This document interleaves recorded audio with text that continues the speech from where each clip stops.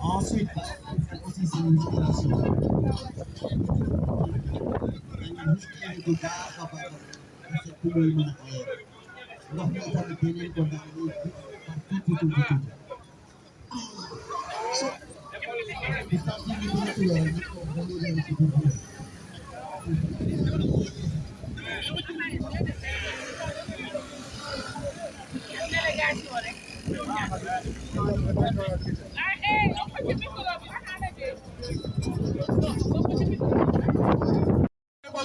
suñu doom yëpp fa la ñuy jàngee te ku xam Gueule Tapée Fass Médina ak Fann man madame Mbengue moo ma jàngal mi ngi woon Fann fii la dëkkoon kon ñett ñi nii ñoo moom école Soumbédioune kon école Soumbédioune nañ jóg ñun ñëpp ñu def en masse ñu jàppale leen ñu bañ fi jëlee école bi parce que tey bu fi école bi jógee ñun suñu doom yi ñu ngi en danger bi ñu nekk mooy di nga jéggi Blaise Diagne pour jàngi waaw di nuyu jaajëf suñu bilan bu baax bi ñu koy sant di ko gërëm di nuyu imam école Soumbédioune la jàngee muy jaajëf di ko nuyu bu baax muy suñu bilan jaajëf bilan am na jox ñu kàddu mais bu ñu jox kàddu waa bilan am na kàddu bi rek waaw ñu ngi gërëm ñoom nag di sant ñëpp di leen wax ne xeex bi seen xeex la artisan yëpp woo naa leen ngeen ñëw ci combat bi duñu combat bu ndaw waaw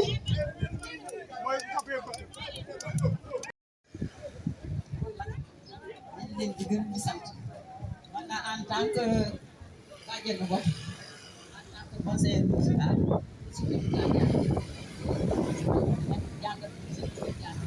état di sant ak kaw yàlla na leen jàppale ñi yéen si école yàlla may ñu pratiqué nga ko xam nga ko te defe naa ne lu bari mën nga ko si wax waaw merci beaucoup encore une fois vraiment ñu ngi gërëm ñëpp rek kulubum parce que je pense que l'initiative bu rafet la école Soumbédioune comme ni ko maître waxee am na ay autorités yu bare yoo xam ne vraiment jaar nañu foofu kon tey école Soumbédioune symbole la ci biir Dakar école Soumbédioune loo xam ne la nit ba mu xalaat sax naa nga koy jéem a délocaliser parce que des fois man dama naan yenn état yi sax est-ce que cat jàpp leen cat wala ndax laa leen topp leen parce que lu toll ne école Soumbédioune nga xam ne temple du savoir la jàng ay xale di fa jàng ay xale yoo xam ne tey bu ñu ko fa jëlee woon xëy na dinañ leen di yóbbu foo xam ne jar ko donc je pense que ne lii ñuy def ni yëpp pour xeexal école Soumbédioune la pour xeexal population bi la parce que je pense que tey jii comme ni ñu ko waxee rek boo déggee école te loolu aussi moom mooy dëgg moo tax na ñu ngi gërëm ñëpp rek parce que ku lim sax da ngay juum mais vraiment képp koo xam ne ñu ngi jàppale école Soumbédioune financièrement mentalement moralement ñu ngi lay gërëm di la sax parce que ñoom loolu mooy doole AMAES parce que je pense que ne ñun nga xam ne jaar nañu ci école boobu xam nañu école boobu li mu regorgé ci ay nit des hommes de valeur kon loolu nañ ko gën a taxaw gën a jàppale en tout cas daal ñun moom à chaque fois saa yu ñu soxlaa lu ne rek dañuy ñëw teew soutenir école parce que ñun fa lañ jàngee école Soumbédioune la ñu jàngee suñu njaboot fa la ñuy jàngee kon ñun suñu devoir la lu école bi soxla ñu ñëw teew vraiment di gërëm ñëpp di sant. mais lan nga gisee sport bi comme li ñu nekk nii di def nii. waaw dafa am solo.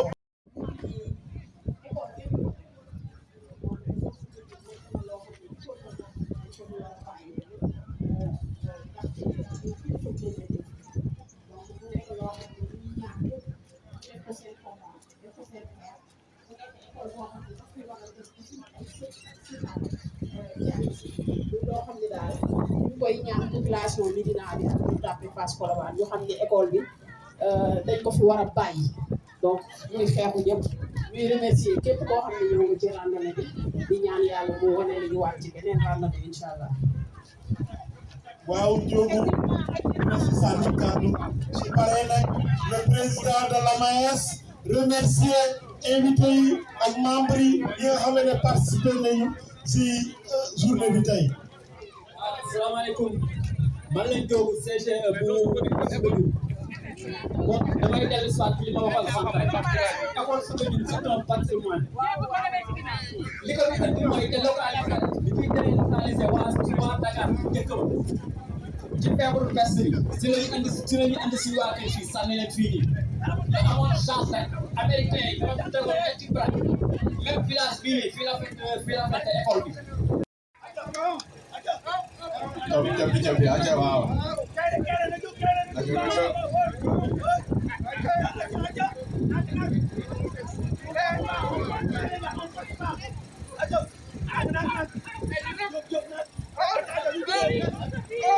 Aja Elas na jóg waaye Elas na jóg Moustapha na jóg remercier leen gars yi nag remercier leen gars yi bu baax. Secrétaire général ñëwoon nga remercier parce que yaa ko organisé donc on remercie toutes les personnes qui sont venues. Salaamaaleykum gars yi donc. Xaaral.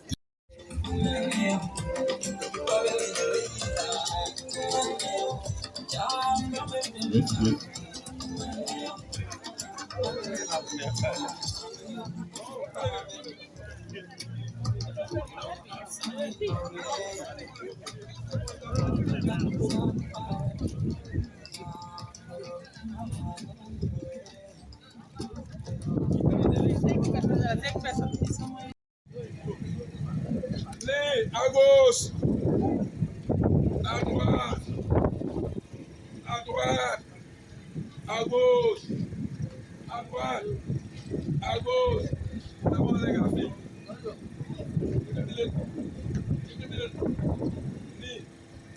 À gauche, là, on revient, à droite, fille devant.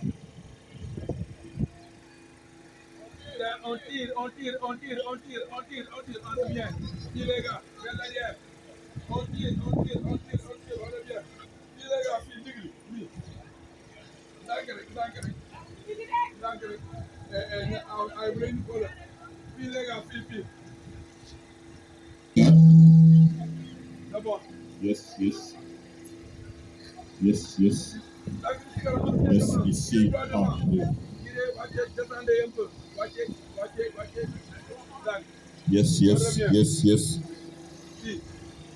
Yes. Tirez, le genou vers l'avant, le genou gauche vers l'avant.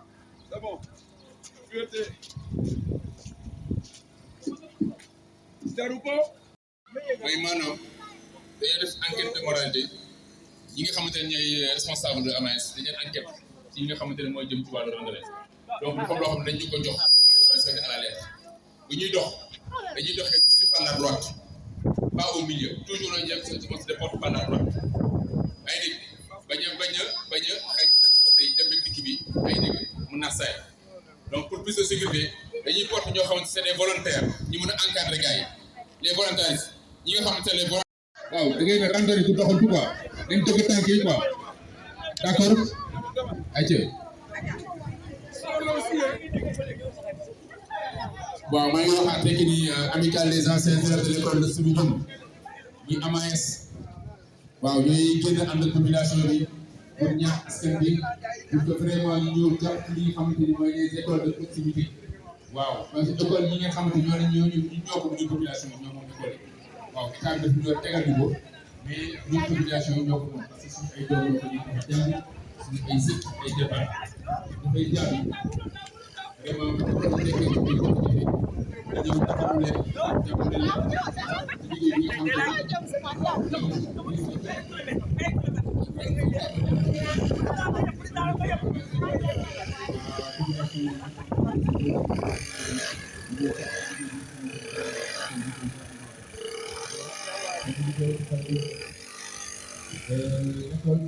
La Médina.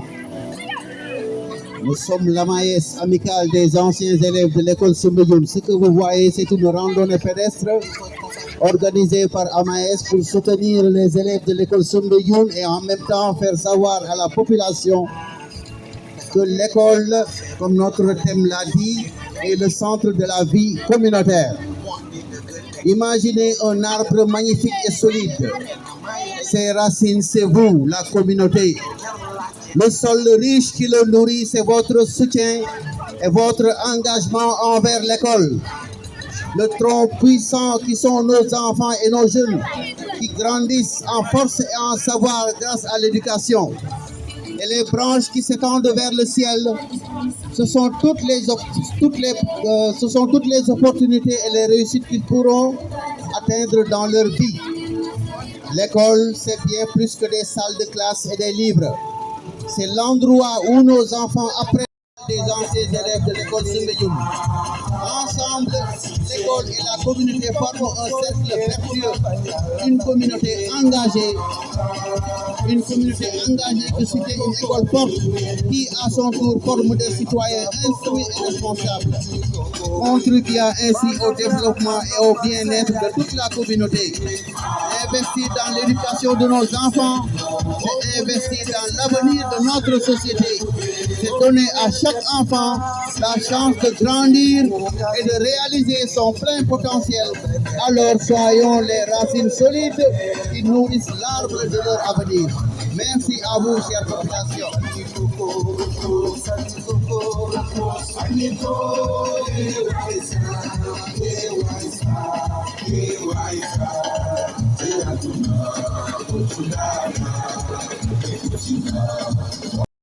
dañu jàng ki nga xam ne mooy liggéey bu papa moo jël Abdourahmane Diallo ba ñuy jàng école nekk 4e si lañ ko doon ngénte ñu dem rue 11 moom liggéey bu su boobu bàyyam di maître yu am solo yoo xam ne nii jàng nag lépp mën nañ ko toxal nag ba mu des nag ak école wala fu ñuy jànge wala daara ndax ñooñu mooy tax xale yi xam ëllëg dara boo xoolee génération bi tey li ñu war a gën a taxawee sax si njàng bi defuñu ko mu ngi dañu wax ni kon manqué na ndax intellectuel yi amoon ñu doon roy da ngay gis tax ni mu ngi wàññeeku li nga xam ne ñoom lañ fi dese nag ak école yi mën nañ toxal lépp ba mu des école muy école arabe muy école parce que ñooy tax ñu xale yi am ëllëg xam-xam mën a tekki mën a jëriñ seen waajur kon lépp loo xam ne ni lu jëm si toxal la loo xam ne mooy tax jeunesse bi ñu tudd leen ëllëg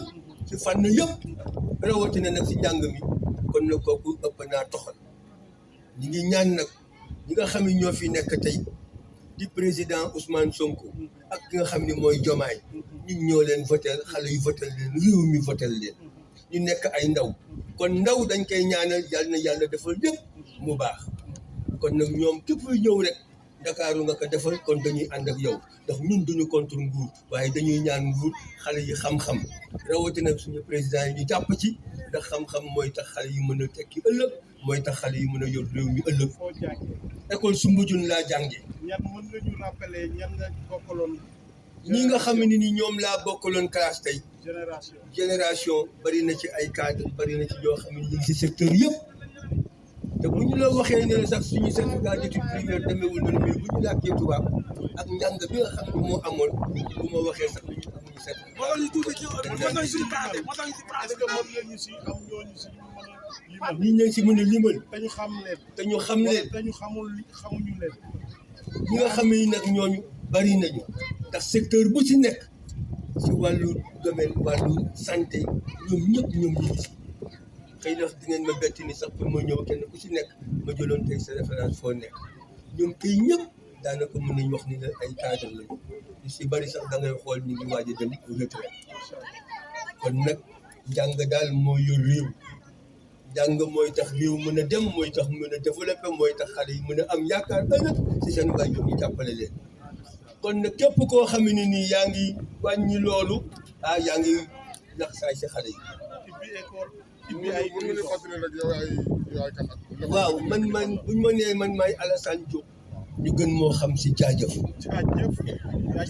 moom la ñu nit ñi léegi gën a xamee fu ma tëf léegi ñi koy wax sax Alassane duñ ko dégg nag dañuy wax raan rek waaw tudduma raan fii ñu nekk nii nag dafa bokk ci Fann Hock ndax découpage bi moo tax kon njër gi séparé ñu mu féete Gueule Tapée waaye Fann Hock mu nga déparé kër Alaaji Bibi Ndiaye ba université kooku moom mooy Hock Fann nag tuddul Fann Hock la bi fii bi ci toxal bi si guerre bi si la ñuy indi fii en 1939 bi ñuy toxal avenue Lamine Gueye si lañ jël ñenn ñu yóbbu leen Colobane Hock moo tax mu am Hock 1 ak Hock 2 Fann nag du Fann du quartier bi Fann benn docteur la woon bu nekkoon hôpital Fann sa centre neurologie ba ñu ngi naan ñaa ngi dem Fann ñu ngi dem Fann looloo indi Fann mais jàkk ji ñu def sax Fann dama koy dindi ndax Hock la ndax Fann ab tubaab la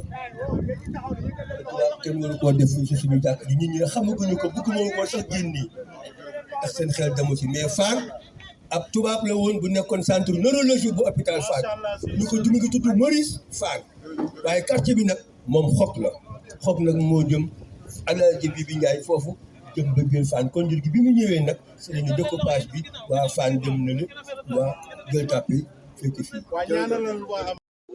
asalaamaaleykum maa ngi lay Fall vice-présidente de l'amicale des anciens élèves de l'école Soumbédioune waaw di remercier ñëpp ñi ci jàpp ci suñu randonnée bi pédestre bi ak suñu journée de consultation gratuite bàyyi ñu kenn di ñaan nag yàlla suñu école bi ñu bàyyil ñu ko fi comme moo doon suñu thème ñu bàyyil ñu ko fi rek la ñuy ñaan parce que école kenn du ko déplacé école kenn du ko délocalisé ñu ngi ñaan daal ñu bàyyil ñu yàlla yokkal ñu suñu résultat parce que ñu def ay bons résultats kon nag dañuy sant yàlla di gërëm ñëpp di sant ñëpp di leen gërëm yéen tamit depuis dem ba tey yéen a ngeeg ñun vraiment kontaan nañu ci yéen yàlla na yàlla dolli ba ñu leen di dégg bu gën a kawe. Bonjour, je m'appelle Saliou Aw. Je suis membre de l'AMAES, Amicale des anciens élèves de l'école Soumbédioune. Parce que j'ai été élève ici à l'école Soumbédioune entre les années 79 et 86, je pense, si je ne me trompe. C'est pour cela que nous avons décidé de créer cette association, l'Amicale des anciens élèves de l'école Soumbédioune, qui a à peu près entre 17 et 18 ans. Donc c'est pour cela que nous prenons en charge tout ce qui est maintenance préventive, curative, la prise en charge des élèves sur le plan médical, leur éducation. On fait le nettoyage de l'école chaque année. Donc on donne aussi des prix aux 3 premiers de chaque classe, que ce soit dans l'école primaire ou dans l'école secondaire. C'est à peu près les activités que nous avons. Journée de l'excellence, consultation médicale gratuite, randonnée pédestre pour la sensibilisation.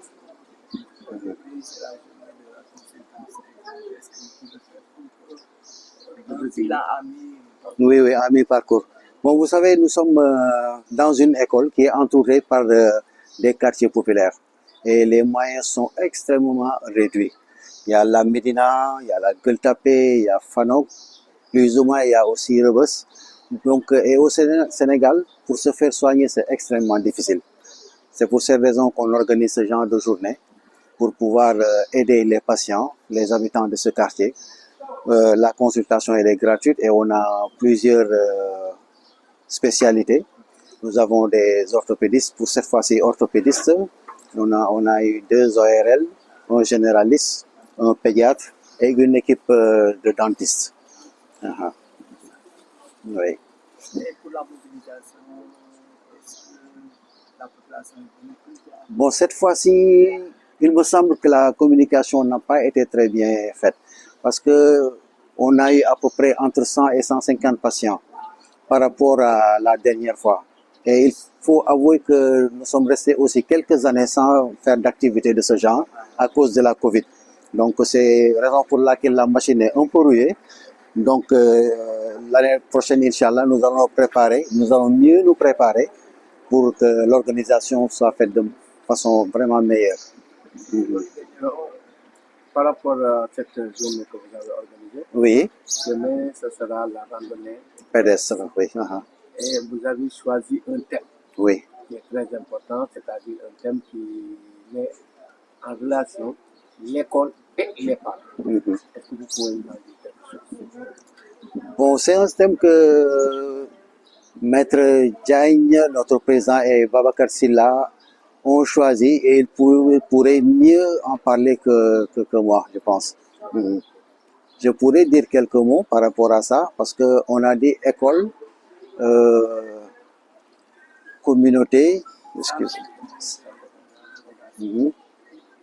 école, Centre oui, de communiquer pour vous permettre aux parents oui, de s'imprégner oui. vraiment dans le... Bon, nous avons choisi ce sujet beaucoup plus pour une raison, parce que nous sommes en train de mener un combat. Le combat contre la délocalisation de cette école. Parce que l'État a décidé de délocaliser l'école Soumbédioune, que ce soit le primaire et le secondaire.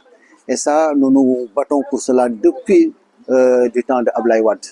On a fait énormément de démarches, de batailles, de combats. Et jusqu'à présent, l'école est restée intacte. Parce que nous avons la jurisprudence Isaac Foster. Et nous ne voulons pas que cela nous arrive. Isaac Foster a été délogé depuis une vingtaine d'années. Les élèves ont été dispersés un peu partout à Dakar. Et il n'y a rien là-bas. Depuis plus de 20 ans. Il n'y a rien. Donc c'est pour cela que nous n'accepterons pas la délocalisation de cette école-là. Et la raison qu'ils ont donnée, un centre d'épuration des eaux usées. Mais c'est quelque chose qu'on peut faire durant tout, bon, autre part. Il y a Koussoum qui est là, il n'y a rien. Il y a derrière Soumbédioune, il y a aussi derrière la cour de cassation. Mais pourquoi déloger cette école? Il y a Mediane qui disait que démolir une école, c'est construire une prison. Donc, si nos enfants n'ont plus d'école pour étudier, mais on ne sait pas ce qui adviendra de ces enfants-là. Et cette école est notre passé à nous. C'est le présent de nos enfants et de nos neveux. Et nous voulons, coûte que cette école soit le futur de nos petits-enfants. Raison pour laquelle nous nous battons, nous faisons ce genre d'activité pour que l'école puisse pérenniser. Votre dernier mot.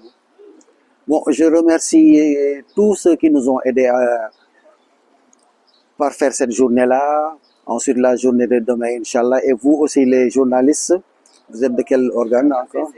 ABC TV. Nous remercions ABC TV parce que je vois que vous êtes ici depuis 3 jours. Je vous vois ici depuis 3 jours. C'est vraiment gentil de votre part pour vulgariser les actions que nous faisons ici à l'école. Vraiment, merci.